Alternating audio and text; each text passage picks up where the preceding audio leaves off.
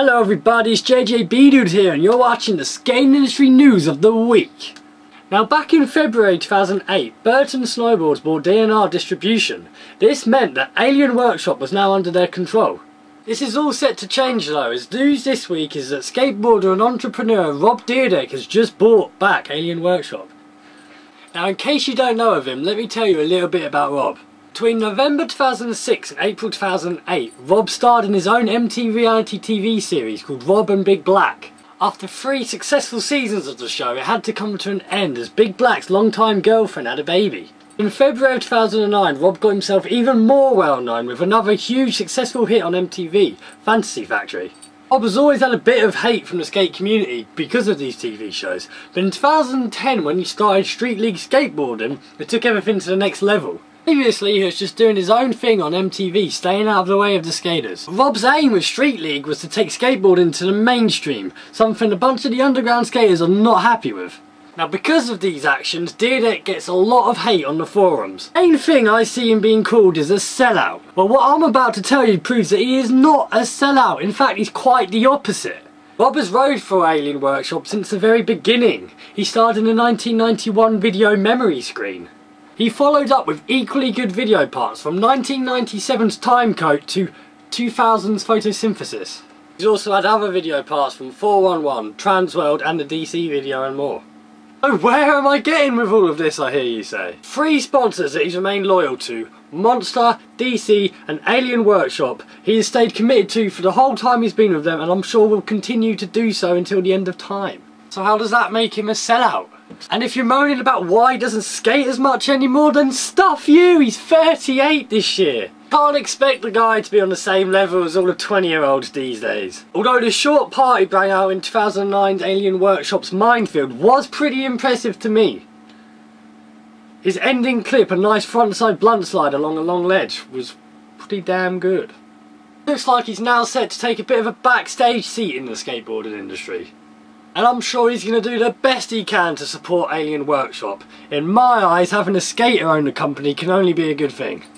There's 2 other bits of news for this week. First one is how Alex Olson is off Vans and now on Nike SB. This now means he's not only teammates with Costin on Girl, but also on Nike. This could cause problems, as last year Olson was tweeting about his views on the Berwick, something Costin didn't appreciate. The feud is over now though. And finally, the boss, Andrew Reynolds, is on Spitfire wheels. You'll be able to see footage of the new rider in my top 5 clips coming up next. And now I'm moving on to the 5 clips of the week which I recommend you check out. The first clip for you to check out this week comes from 2008's Thrasher Skater of the Year, Silas Baxton Neal. He's explaining why he believes Habitat's new P2 decks are worthwhile. After he's done talking about the board, you see him riding on one in a lovely concrete park. Sexy kickflip back tail slide at the end, which is definitely worth checking out. Now I haven't rode a Habitat deck in like 5 years or so, and I don't know much about this whole P2 technology which is going on right now, but if you do, then comment and let us know. Heading back to the UK now, as ex-DVS and Blueprint rider Mark Baines uploads footage filmed throughout the winter of this year. Mark's got technical skateboarding in this video, which is on par, if not better, than a bunch of the American pro skateboarders out there. He's now on a UK Etnies team, so all the best of luck. The Flip Ams are at it again this week with a backyard barbecue session, a bowl. A bunch of clips from Louis Lopez and Curran Caples, as well as a crazy ender from Andrew Lange. 360 flip blunt frontside in, you do not see many of them.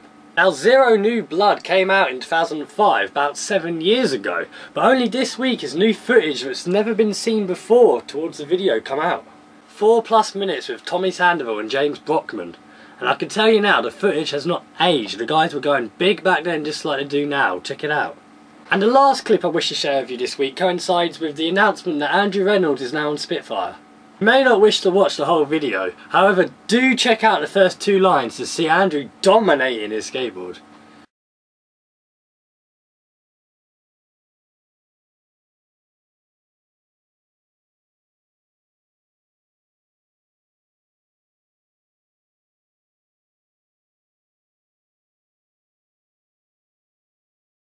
And that's me done for another week. I had a few people leave compliments in the comment section last week, so thank you. However, the amount of views it got was a lot lower than I was hoping for. If you can advertise, let people know, I'll be ever so grateful. And if you haven't already, be sure to subscribe and hit me up on Facebook, Twitter or Google+.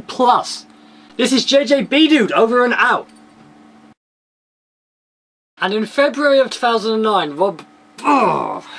he's also had parts in other videos such as 411 videos, the DC video, and I can't remember the name of the video.